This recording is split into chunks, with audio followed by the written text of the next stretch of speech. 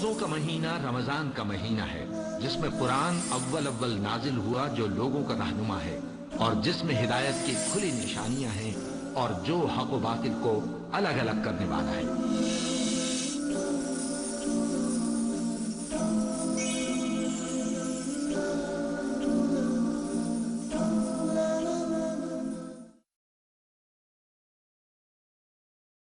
الحمدللہ کفا وسلام علی عبادہ الذین اصطفیٰ، اما بعد۔ محترم ناظرین، پروگرام فضائل رمضان کی اس نشست میں آپ حضرات کا استقبال ہے۔ السلام علیکم ورحمۃ اللہ وبرکاتہ۔ آج کی نشست کا موضوع ہے روزے کا اہم مقصد تقوی۔ اعوذ باللہ من الشیطان الرجیم، بسم اللہ الرحمن الرحیم۔ یا ایہا الذین آمنوا کتب علیکم الصیام کما کتب علی الذین من قبلکم لعلکم تتقون۔ رب اشرح لی صدری ویسر لی امری واحلل عقدۃ من لسانی یفقہوا قولی۔ رب زدنی علما سبحانک لا علم لنا الا ما علمتنا انک انت العلیم الحکیم۔ تمام قسم کی تعریفات اللہ وحدہ لا شریک، خالق کائنات، مالک ارض و سما اور مدبر انس و جاں کے لیے ہیں۔ اس کے بعد بے شمار درود و سلام نازل ہو جناب محمد الرسول اللہ صلی اللہ علیہ وسلم پر کہ اللہ رب العالمین نے انہیں رحمت للعالمین بنا کر بھیجا۔ اللہم صلی علی محمد وعلی آل محمد کما صلیت علی ابراہیم وعلی آل ابراہیم انک حمید مجید۔ اللہم بارک علی محمد وعلی آل محمد کما بارکت علی ابراہیم وعلی آل ابراہیم انک حمید مجید۔ ناظرین کرام، میں نے سورہ بقرہ سورہ نمبر 2 کی آیت نمبر 183 آپ کے سامنے پڑھی ہے۔ اس میں اللہ تعالیٰ روزے کا سب سے اہم مقصد بیان کرتا ہے، وہ ہے تقوی۔ اللہ نے کہا یا ایہا الذین آمنوا کتب علیکم الصیام، اے لوگو تم پر روزے فرض کیے گئے جیسا کہ تم سے پہلے والے پر روزے فرض کیے گئے، کما کتب علی الذین من قبلکم لعلکم تتقون، شاید کہ تم متقی و پرہیزگار ہو جاؤ۔ تو یہاں تقوی کا معنی کیا ہے وہ سمجھنا ہے، پھر تقوی کا قرآن سے کیا تعلق ہے وہ سمجھنا ہے، اور اسی طرح تقوی کا روزے سے کیا تعلق ہے وہ اس درس میں انشاءاللہ سمجھنے کی کوشش کریں گے۔ تو پہلی چیز ہے کہ تقوی کا قرآن سے کیا تعلق ہے۔ تقوی کا معنی ہے بچنا، عام معنی ہے بچنا۔ اللہ تعالیٰ نے جس چیز سے بچنے کا حکم دیا اس سے بچنا، جس چیز کو کرنے کا حکم دیا وہ کرنا، جس چیز سے منع کیا اس سے رک جانا، اسی کا معنی ہے تقوی۔ تقوی کا قرآن سے کیا تعلق ہے یہ سمجھنے کے لیے ضروری ہے کہ ہم ذرا ربط سمجھیں کہ اللہ نے ان دونوں کے درمیان کیوں ربط رکھا ہے۔ روزے کے بارے میں بھی اللہ نے کہا لعلکم تتقون، شاید کہ تم متقی و پرہیزگار ہو جاؤ، سورہ بقرہ سورہ نمبر 2 آیت نمبر 183۔ اسی طریقے سے اللہ تعالیٰ نے قرآن کے بارے میں بھی کہا، آپ غور کیجئے، سورہ بقرہ سورہ نمبر 2 آیت نمبر 2 سے آیت نمبر 5 تک پڑھیے، وہاں بھی تقوی کا لفظ آیا ہے۔ جس طریقے سے روزے کے ساتھ تقوی کا معنی آیا، اسی طریقے سے قرآن کے ساتھ بھی تقوی کا معنی آیا۔ اللہ نے کہا ذالک الکتاب لا ریب فیہ ھدی للمتقین، یہ کتاب ایسی ہے جس کے بارے میں ذرہ برابر شک نہیں ہے، یہ کتاب تقوی اختیار کرنے والوں کے لیے ہدایت ہے۔ تو دیکھا آپ نے، وہاں روزے کے ساتھ تقوی تھا، یہاں قرآن کے ساتھ تقوی کا لفظ آیا۔ اب ان دونوں کو ہمیں سمجھنا ہے۔ قرآن کریم اللہ تعالیٰ نے رمضان کے مہینے میں اتارا، اور رمضان کا مہینہ یہ قرآن کریم کی سالگرہ ہے، اسی مہینے میں اللہ تعالیٰ روزہ رکھواتا ہے۔ کیا کہنا چاہ رہا ہے اللہ تعالیٰ؟ ہمیں کیا پیغام دینا چاہ رہا ہے؟ یہ پیغام دینا چاہ رہا ہے کہ ہم روزہ رکھ کر اپنے آپ کو اس قابل بنا لیں کہ ہمارے اندر وہ تقوی پیدا ہو جائے جو تقوی قرآن کی تمام باتیں ہم سمجھ لیں۔ اسی لیے اللہ تعالیٰ نے اسی مہینے میں روزہ رکھا، اور روزے کا بھی مقصد کہا تقوی ہے۔ جس طریقے سے قرآن کا بھی مقصد بیان کیا کہ یہ تقوی اختیار کرنے والوں کے لیے ہدایت ہے، اسی طریقے سے روزے کا بھی مقصد بیان کیا کہ یہ تقوی اختیار کرنے کے لیے ہے، تاکہ لوگوں کے اندر روزہ رکھنے سے وہ جذبہ پیدا ہو جائے جو قرآن کی بات کو آسانی کے ساتھ سمجھ سکیں۔ تو یہ جوڑ ہے دونوں کے درمیان، قرآن کے درمیان اور تقوی کے درمیان۔ روزے کے درمیان بھی اور بھی جوڑ بعد میں پتہ چلے گا، لیکن پہلے ہم نے تقوی کا اور قرآن سے جوڑ یہ سمجھا کہ اللہ نے روزہ اتارا تاکہ ہم متقی بن جائیں، اللہ نے قرآن اتارا تاکہ متقی بن جائیں۔ اور قرآن کے پیغام کو سمجھنے والے ہو جائیں۔ تو اللہ نے کہا سورہ بقرہ سورہ نمبر 2 آیت نمبر 2 سے 5 تک، ذالک الکتاب لا ریب فیہ ھدی للمتقین، یہ کتاب ایسی ہے جس کے بارے میں کوئی شک نہیں، تقوی اختیار کرنے والوں کے لیے ہدایت ہے۔ کون سے متقی لوگ؟ اب ان کی نشانیاں بیان کی جا رہی، 5 نشانیاں بیان کی گئی ہیں، اور جس کے اندر یہ 5 چیزیں پائی گئی وہی آدمی کامیاب ہے۔ الذین یؤمنون بالغیب، جو بغیر دیکھے ہوئے ایمان رکھتے ہیں، جو غیب کی باتوں پر ایمان لاتے ہیں۔ غیب اسے کہتے ہیں جسے ہم اپنی آنکھوں سے نہیں دیکھ رہے ہیں، تو اس پر بھی ایمان رکھنا ہے کہ اللہ ہے، فرشتے ہیں، جنت ہے، جہنم ہے، قبر کا عذاب برحق ہے، ایک نہ ایک دن ہمیں کھڑے ہونا ہے، آخری دن آئے گا۔ ان چیزوں کو ہم نہیں دیکھ پا رہے ہیں لیکن ہم ایمان رکھتے ہیں۔ اس آیت پر غور کرنے سے آپ کو یہ بھی پتا چلے گا کہ نماز وغیرہ کا تعلق بعد میں آتا ہے۔ پہلی چیز ہے ایمان بالغیب، یعنی اللہ کو بغیر دیکھے ماننا۔ جس کے اندر یہ صفت پیدا ہو گیا وہ نماز بھی پڑھے گا، اور جسمانی اعتبار سے اچھی چیز بھی ہے، اور ویسے اللہ کا حکم بھی ہے۔ قیامت کے دن سب سے پہلے اسی کے بارے میں سوال ہوگا۔ جس کے اندر یہ صفت پیدا ہو گئی، یعنی اللہ کو بغیر دیکھے وہ اس پر یقین رکھے ہوا ہے، تو وہ سب کام کر سکتا ہے، نماز بھی پڑھے گا، روزہ بھی رکھے گا، زکوٰۃ بھی ادا کرے گا، اپنے مال خرچ بھی کرے گا۔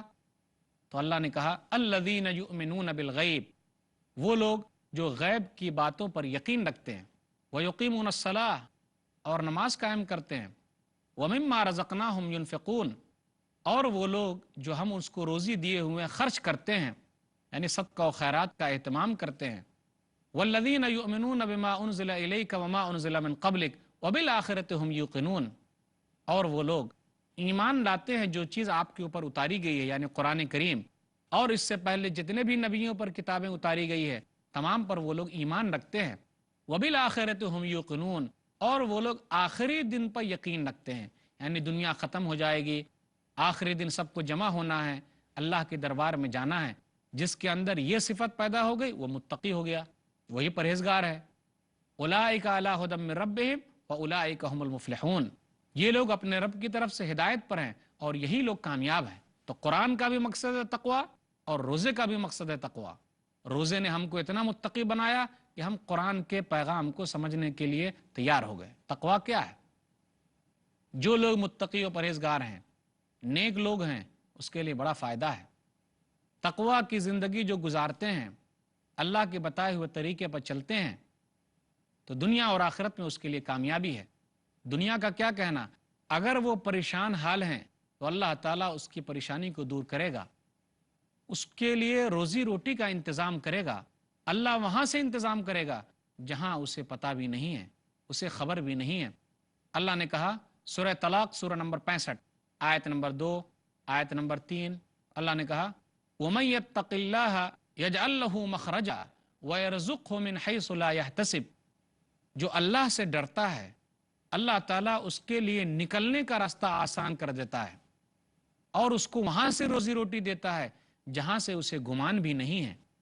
وَمَن يَتَّقِ اللَّهَ يَجْعَل لَّهُ مِنْ أَمْرِهِ يُسْرًا ذَلِكَ أَمْرُ اللَّهِ أَنزَلَهُ إِلَيْكُمْ وَمَن يَتَّقِ اللَّهَ يُكَفِّرْ عَنْهُ سَيِّئَاتِهِ وَيُعْظِمْ لَهُ أَجْرًا۔ سورہ طلاق سورہ نمبر 65 آیت نمبر 4 اور آیت نمبر 5۔ جو تقوی کی زندگی اختیار کرتا ہے، اللہ سے ڈرتا ہے، اللہ تعالیٰ اس کے گناہوں کو معاف فرماتا ہے، اللہ تعالیٰ ان کے لیے آسانی پیدا کرتا ہے، اور اللہ تعالیٰ ان کو بہترین بدلہ دینے والا ہے۔ تقوی کی زندگی اختیار کرنے والوں کے لیے اللہ تعالیٰ آسمان و زمین کی برکتیں کھول دیتا ہے۔ سورہ اعراف سورہ نمبر 7 آیت نمبر 96، وَلَوْ أَنَّ أَهْلَ الْقُرَىٰ آمَنُوا وَاتَّقَوْا لَفَتَحْنَا عَلَيْهِمْ بَرَكَاتٍ مِّنَ السَّمَاءِ وَالْأَرْضِ وَلَٰكِن كَذَّبُوا فَأَخَذْنَاهُمْ بِمَا كَانُوا يَكْسِبُونَ۔ اللہ نے کیا کہا، اور اگر گاؤں والے ایمان لاتے، تقوی کی زندگی اختیار کرتے، تو ہم آسمان و زمین کی برکتیں ان کے لیے کھول دیتے، لیکن ان لوگوں نے ایسا نہیں کیا، اپنے نفس کے اوپر ظلم کیا، تو اللہ تعالیٰ نے ان کے کرتوتوں کی وجہ سے ان کو پکڑ لیا۔ متقی کون لوگ ہیں، نیک لوگ کون لوگ ہیں؟ وہ لوگ ہیں جن کے اندر یہ صفتیں پیدا ہو جائے۔ اللہ نے کہا سورہ آل عمران سورہ نمبر 3 آیت نمبر 133 سے آیت نمبر 136، وَسَارِعُوا إِلَىٰ مَغْفِرَةٍ مِّن رَّبِّكُمْ وَجَنَّةٍ عَرْضُهَا السَّمَاوَاتُ وَالْأَرْضُ أُعِدَّتْ لِلْمُتَّقِينَ۔ یہاں اللہ نے استعمال کیا اعدت للمتقین، کہ تم لوگ اپنے رب کے بخشش کی طرف آگے بڑھو، دوڑو، ایک دوسرے سے آگے نکل جاؤ، اور اس جنت کی طرف جس کی کشادگی آسمان و زمین کی طرح ہے، متقیوں کے لیے، نیک لوگوں کے لیے تیار کی گئی ہے۔ کون سے نیک لوگ؟ متقی لوگ، الذین ينفقون فی السراء والضراء، جو خوشی میں، جو تکلیف میں اور خوشحالی میں خرچ کرتے ہیں، والکاظمین الغیظ، جو غصے کو پی جاتے ہیں، والعافین عن الناس، اور لوگوں کو معاف کرتے ہیں، واللہ یحب المحسنین، اور اللہ تعالیٰ احسان کرنے والے کو پسند کرتا ہے، اس سے محبت کرتا ہے۔ آگے اور کہا کہ اگر ان سے غلطی ہو جاتی ہے تو وہ لوگ اپنی غلطیوں کا اعتراف کرتے ہیں۔ والذین اذا فعلوا فاحشۃ او ظلموا انفسهم ذکروا اللہ فاستغفروا لذنوبهم ومن یغفر الذنوب الا اللہ، اگر ان سے کوئی غلطی ہو گئی یا ان لوگوں نے اپنے نفس کے اوپر ظلم کیا تو فوراً بخشش طلب کرتے ہیں، گناہوں کو معاف کرنے والا صرف اللہ ہے۔ ولم یصروا علی ما فعلوا وهم یعلمون، اور وہ لوگ جو کام کر رہے ہیں اپنے غلط کاموں پر اصرار نہیں کرتے، تو ایسے لوگوں ہی کے لیے اللہ تعالیٰ نے بخشش رکھی ہے اور جنتیں رکھی ہے جس کے نیچے سے نہریں جاری ہیں۔ تو نیک لوگوں کے لیے یہ بدلہ ہے۔ محترم ناظرین، موضوع روزے کا اصل مقصد تقوی، اس پر گفتگو جاری رہے گی انشاءاللہ۔ پھر ملیں گے چھوٹے سے وقفے کے بعد۔ محترم ناظرین، السلام علیکم ورحمۃ اللہ وبرکاتہ۔ دوبارہ آپ کا استقبال ہے پروگرام فضائل رمضان میں۔ عنوان ہے روزے کا اہم مقصد تقوی۔ اللہ نے کہا تقوی اختیار کرنے والوں کے بارے میں، ان للمتقین مفازا حدائق واعنابا وکواعب اترابا وکأسا دہاقا لا يسمعون فیہا لغوا ولا کذابا جزاء من ربک عطاء حسابا۔ اللہ نے کہا سورہ نبا، سورہ نمبر 78 آیت نمبر 31 سے آیت نمبر 36 تک، کہ بے شک متقیوں کے لیے کامیابی ہے جو تقوی کی زندگی اختیار کرتے ہیں۔ باغات ہیں، انگور ہیں، وکواعب اترابا، اور ہم عمر لڑکیاں ہیں، وکاسن دہاقا، اور چھلکتے ہوئے جام ہیں۔ اس کے اندر وہ لوگ ادھر ادھر کی باتیں اور جھوٹ نہیں سنیں گے۔ یہ نعمتیں ان کے رب کی طرف سے ان کو عطا کی گئی ہے کیونکہ وہ لوگ نیک عمل کرتے تھے، کیونکہ نیک عمل کا یہ بدلہ ہے۔ تو جو لوگ تقوی کی زندگی اختیار کرتے ہیں ان کا فائدہ ہے۔ تقوی کیا چیز ہے؟ تقوی ہے اپنے اندر وہ شعور پیدا ہو جانا جس کے ذریعے ہم حق کو آسانی کے ساتھ سمجھ سکیں۔ میں ذرا مثال دینا چاہوں گا دنیاوی تقوی کی۔ ہم میں سے ہر آدمی جانتا ہے کہ دنیا کی جو آگ ہے وہ آگ ہم کو جلا دے گی۔ تو دنیا کی آگ ہم لوگوں کے لیے تقوی ہے۔ وہ کیسے؟ ہم میں کا کوئی بھی آدمی آگ کے پاس جا کر اپنی انگلی آگ میں نہیں ڈالے گا، وہ تقوی اختیار کر رہا ہے، یعنی اس سے بچ رہا ہے۔ وہ جانتا ہے کہ میں اگر انگلی ڈالوں گا تو میری انگلی جل جائے گی۔ اسی طریقے سے اگر کسی آدمی کا بچہ آگ کے قریب پہنچ گیا ہے تو آدمی کیا کرے گا؟ اپنے بچے کو فوراً پکڑ کر لے آئے گا، کیونکہ اسے یہ ڈر لگا ہوا ہے کہیں بچہ آگ میں نہ کود جائے، کیونکہ آگ کا ڈر اسے لگا ہوا ہے کہ آگ میں کود جانے سے اس کا بچہ جو ہے دنیا سے رخصت ہو جائے گا۔ تو یہ آگ کا تقوی ہے۔ اور آپ کو معلوم ہے ایک اور آگ ہے جس کو ہم اور آپ نہیں دیکھ رہے ہیں، وہ آگ کیسے بھڑکتی ہے، اس آگ سے ہم کو تقوی اختیار کرنا ہے۔ یہی اصل ہے تقوی۔ وہ آگ کیسے بھڑکے گی اور وہ آگ کیسے جلے گی؟ جھوٹ بولنے سے وہ آگ جلتی ہے، ہم اور آپ نے دیکھا نہیں ہے اس لیے اس سے نہیں بچتے، لیکن جن لوگوں نے اس نظر سے دیکھ لیا ہے وہ لوگ بچتے ہیں، کیونکہ وہ لوگ غیب کی نظر سے دیکھتے ہیں۔ اللہ نے اس کا ذکر کیا کہ ایک اور آگ ہے، اور وہ آگ جہنم کی آگ ہے۔ جھوٹ بولنے سے وہ آگ بھڑکتی ہے، کسی کا مال ہڑپ کر لینے سے وہ آگ بھڑکتی ہے۔ اگر آدمی تصور کر لے کہ میں کسی کا مال کھا رہا ہوں تو میرے پیٹ میں آگ چلی گئی ہے تو کسی کا مال نہیں کھائے گا۔ اگر آدمی تصور کر لے کہ میں جھوٹ بول رہا ہوں تو میری زبان جل رہی ہے تو آدمی جھوٹ نہیں بولے گا۔ لیکن اللہ تعالی ہم سے یہی چاہتا ہے کہ آدمی اس تقوی والی زندگی اختیار کرے کہ اپنے اندر وہ احساس پیدا کر لے کہ جھوٹ بولے گا تو زبان جل جائے گی، حرام کھائے گا تو پیٹ جل جائے گا۔ تو ایسا تقوی اختیار کرنے کے لیے کہا گیا ہے۔ دنیاوی آگ سے ہم بچ رہے ہیں، اپنے بچوں کو بچا رہے ہیں، لیکن آخرت کی آگ جو جہنم کی آگ ہے اس سے نہیں بچا رہے ہیں۔ اس میں تو ہم کود رہے ہیں، جھوٹ بول کر کود رہے ہیں، اپنی زبان کو جلا رہے ہیں، کسی کا مال کھا کر اپنے پیٹ کو جلا رہے ہیں۔ اسی طرح ماں باپ کی نافرمانی کر کے اپنے لیے آگ کو بھڑکا رہے ہیں، شرک کا طریقہ اختیار کر کے اللہ کو چھوڑ کر دوسروں کی باتوں پر چل کر آگ کو بھڑکا رہے ہیں، پڑوسی کے ساتھ غلط طریقہ رکھ کے اس آگ کو بھڑکا رہے ہیں، اپنے بھائیوں کے ساتھ اچھے تعلقات نہ بنا کر اس آگ کو ہم بھڑکا رہے ہیں، اس میں اور تیل ڈال رہے ہیں تاکہ آگ اور بھڑکے۔ اس آگ کے بارے میں کہا جا رہا ہے کہ آدمی کو چاہیے کہ آدمی اس آگ کو تصور کرے کہ اگر وہ جھوٹ بولے گا تو زبان جل جائے گی، کسی کا حرام کھائے گا تو پیٹ جل جائے گا۔ جس کے اندر یہ چیز پیدا ہو گئی صحیح معنوں میں وہی متقی اور پرہیزگار ہے۔ ورنہ تقوی کا معنی ظاہری چیز نہیں ہے کہ ہم بچ گئے اور اندر سے ہمارے اندر تقوی نہیں آیا تو پھر کامیابی نہیں ہے، ہمارے لیے ناکامی ہی ناکامی ہے۔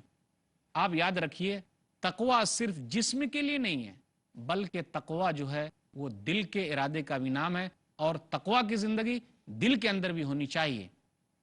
اس لیے بار بار نبی صلی اللہ علیہ وسلم دعا کرتے ہیں اور کہتے ہیں یا مقلب القلوب ثبت قلبی علی دینک۔ سنن ترمذی کتاب الدعوات کتاب نمبر 45 کہ نبی صلی اللہ علیہ وسلم ہمیشہ دعا کرتے تھے اے اللہ میرے دل کو دین پر ثابت قدم رکھ، کیونکہ دل ہی کا معاملہ ہے وہ ادھر ادھر ہوتے رہتا ہے۔ اس لیے بار بار نبی صلی اللہ علیہ وسلم کہتے ہیں پورے جسم میں ایک ایسا ٹکڑا ہے اگر وہ صحیح رہے تو تمام چیز صحیح ہے، اور اگر وہ خراب ہو جائے تو تمام ہو جائے۔ وہ کیا ہے؟ نبی نے کہا صحیح کتاب الایمان کتاب نمبر 2 حدیث نمبر 52 الا ان فی الجسد مضغہ اذا صلحت صلح الجسد کلہ، سنو جسم کے اندر ایک ٹکڑا ہے، اگر وہ صحیح رہے تو پورا جسم صحیح رہتا ہے، وَإِذَا فَسَدَتْ فَسَدَ الْجَسَدُ كُلُّهُ، اور اگر وہ ٹکڑا خراب ہو جائے تو پورا جسم خراب ہو جاتا ہے۔ الا وہی القلب، سنو وہ دل ہے۔ اس لیے نبی صلی اللہ علیہ وسلم بار بار ابھارتے ہیں کہ آدمی ہمیشہ اپنے دل کی ثابت قدمی کی دعا کرے، اور وہ دل کے بارے میں آیا اللہ نے بھی کہا وہ دعا سب سے اہم ہے، آدمی کو وہ دعا یاد رکھنی چاہیے۔ سورہ آل عمران سورہ نمبر 3 آیت نمبر 8 ربنا لا تزغ قلوبنا بعد اذ ہدیتنا وہب لنا من لدنک رحمہ انک انت الوہاب، اے ہمارے رب ہدایت کے بعد ہمارے دل کو نہ موڑ اور اپنی طرف سے رحمت عطا کر، تو بہترین عطا کرنے والا ہے۔ کیونکہ اگر دل خراب ہو گیا، دل اگر مڑ گیا اور دل نے تقوی کی زندگی اختیار نہیں کی تو جسمانی تقوی سے کچھ بھی فائدہ ہونے والا نہیں ہے۔ جسمانی تقوی ریاکاری ہے، اور دل کا تقوی یہ اخلاص ہے، اور اللہ کو دل کا تقوی مقصود ہے۔ ایسا نہیں کوئی موجود ہے تو ہم تقوی کی زندگی اختیار کر رہے ہیں، کوئی آدمی آیا تو ہم نمازوں کا اہتمام کر رہے ہیں، لوگوں کو دکھا رہے ہیں، روزہ رکھے ہوئے ہیں، اپنے اخلاق کا مظاہرہ کر رہے ہیں، یہ جسمانی تقوی ہے۔ اور اللہ کو دل کا تقوی چاہیے، کوئی رہے یا نہ رہے اللہ کا حکم ہے وہ کام کرنا ہے، اللہ کے لیے کرنا ہے۔ نبی صلی اللہ علیہ وسلم نے ارشاد فرمایا صحیح مسلم کتاب البر والصلہ کتاب نمبر 45 حدیث نمبر 2564 لا تحاسدوا ولا تناجشوا ولا تباغضوا ولا تدابروا، لوگوں آپس میں حسد نہ کرو، بغض نہ رکھو، اور ایک دوسرے کو دھوکہ مت دو، ولا تدابروا، اور ایک دوسرے کے خلاف تدبیریں بھی مت کرو، ولا یبع بعضکم علی بیع بعض، اور ایک دوسرے کا سامان اگر بک جائے تو اس کے اوپر تم مت بیچو، یعنی کسی اور گاہک کو اس طریقے سے اپنی طرف مت ٹانو۔ وَكُونُوا عِبَادَ اللَّهِ إِخْوَانًا، اور اللہ کے بندو بھائی بھائی بن کے رہو۔ اسی میں نبی صلی اللہ علیہ وسلم نے کہا کہ ایک مسلمان کو چاہیے کہ اپنے مسلمان بھائی پر ظلم نہ کرے، کسی کو ذلیل نہ کرے، کسی کو بے یاروں مددگار نہ چھوڑے، اور نبی نے کہا التقویٰ ہاں ہونا، تقویٰ یہاں ہے، وَيُشِيرُ إِلَىٰ صَدْرِهِ 3 مِرَارٍ، اور نبی صلی اللہ علیہ وسلم نے اپنے دل کی طرف 3 مرتبہ اشارہ کیا، کہا اصل تقویٰ یہاں ہے۔ المسلم اخو المسلم، مسلمان مسلمان کا بھائی ہے، حرام علیہ دمہ ومالہ وعرضہ، اس آدمی کے اوپر دوسرے بھائی کا خون، اس کا مال اور اس کی عزت و आबरू हराम है। तो दिल की अहमियत बताते हुए नबी ने कहा और 3 मरतबा इशारा किया कि दिल का तकवा सबसे अहम है। अब मैं चंद बातें ये बताना चाहूँगा कि रोज़े का तकवा से क्या ताल्लुक़ है। आप गौर कीजिए, रोज़ा जब हम रखते हैं तो उसके साथ साथ बहुत सारी चीज़ करते हैं। रोज़ा रखे हुए हैं, तिलावत कुरान करते हैं, एतिकाफ में बैठते हैं, तरावी का एहतमाम करते हैं। ये तमाम चीज़ें हमारे अंदर तकवा पैदा करती है और ये सब चीज़ें रमज़ान के महीने ही में हो रहा है। रमज़ान के महीने में एतिकाफ है, लैलतुल क़द्र है, तरावी की नमाज है, ये तमाम चीज़ें हमारे अंदर तकवा पैदा करती है। हम रोज़ा रखते हैं, सुबह से शाम तक खाते पीते नहीं हैं। आप गौर कीजिए, हम वही खाते हैं जहाँ खाने का हुक्म है और खाने से रुक जाते हैं जहाँ रुक जाने का हुक्म है। ये अल्लाह के लिए करते हैं। आप याद रखिए, हम तो सिर्फ खाने पीने और अपनी बीवी से दिन में हम बिस्तरी होने से रुकते हैं। ये कोई नज़र आने वाली चीज़ नहीं है। अगर हम भूखे हैं तो वो चीज़ नज़र कहाँ आ रही है, अगर हम प्यासे हैं तो वो चीज़ नज़र कहाँ आ रही है, यानी ये मादी नहीं है। हम अपनी बीवी से नहीं मिले, वो चीज़ नज़र, यानी वो चीज़ जो हमसे कमी हो रही है वो चीज़ नज़र आए, ऐसा नहीं है। तो अल्लाह ताला इसके बदले हम लोगों को जो इनाम देने वाला है वो बेहिसाब है और उन लज्जतों का क्या कहना, वो बहुत ज़्यादा अहम है और वो जन्नत की शक्ल में है। जो चीज़ हमें नज़र आएगी, जो चीज़ हमें मिलेगी, वो उसका फ़ायदा होने वाला है। हमारे अंदर रोज़े ने ये यकीन रासिक कर दिया है और बैठा दिया है कि हम भूख प्यास और दिन में बीवी से न मिले, इतनी चीज़ों के लिए हमने रुकावट पैदा कर ली, तो हमारे लिए इतना ज़्यादा इनाम है जो उसका तस्वुर नहीं किया जा सकता। और रोज़ा, रमज़ान का महीना, ये तमाम चीज़ पैदा करने के लिए काफ़ी है। अल्लाह ताला ने रोज़े को रमज़ान के महीने में इसलिए भी उतारा ताकि जिस तरीके से कुरान के अंदर तकवा है, रोज़े से भी तकवा लोगों को हासिल हो जाए और लोगों का यकीन अल्लाह ताला के उस बात पर हो जाए कि इसके बदले जो इनामात है वो बेहिसाब है। हम तो सिर्फ खाते और पीने से रुक जाते हैं, लेकिन अल्लाह ताला ने इसके बदले बेहिसाब अजर रखा है। किसी को नहीं मालूम कितना ज़्यादा अल्लाह ताला देगा। इसलिए नबी सल्लल्लाहु अलैहि वसल्लम ने इरशाद फरमाया, सही मुस्लिम किताब सियाम किताब नंबर 13 हदीस नंबर 1151, कुल्लु अमल इब्न आदम युज़ाफ अल हसनतु बिअशरि अम्सालिहा इला 700 ज़िफ़िन। हर अमल जो है वो बढ़ता रहता है, नेकी 10 गुना से 700 गुना तक चली जाती है। अल्लाह अज़्ज़ा व जल्ल इल्ला सौम फ़इन्नहु ली व अना अज्ज़ी बि। लेकिन अल्लाह ने कहा मगर रोज़ा मेरे लिए है और मैं ही इसका बदला दूंगा। सिर्फ हम भूख और प्यास से रुकते हैं, दिन में अपनी बीवी से मिलने से रुकते हैं, लेकिन अल्लाह ताला ने उसका अज्र बेहिसाब रखा है। ये चीज़ मादी नहीं है, लेकिन हमको जो चीज़ मिलने वाली है वो मादी है और नज़र आएगी। तो रोज़े का जो अहम मकसद था वो अहम मकसद है तकवा। मैंने पहले ये बताया कि कुरान का तकवा से क्या ताल्लुक़, फिर दूसरे मैंने ये कहा कि रोज़े का तकवा से क्या ताल्लुक़ है। अल्लाह ताला से दुआ है कि अल्लाह ताला हम लोगों के अंदर तकवा की सिफत पैदा कर दे। आमीन। व आखिरु दावाना अल्हम्दुलिल्लाहि रब्बिल आलमीन व सल्लल्लाहु अला नबीना मुहम्मद व आलिहि व सहबिहि अजमाइन। वस्सलामु अलैकुम व रहमतुल्लाहि व बरकातुहू।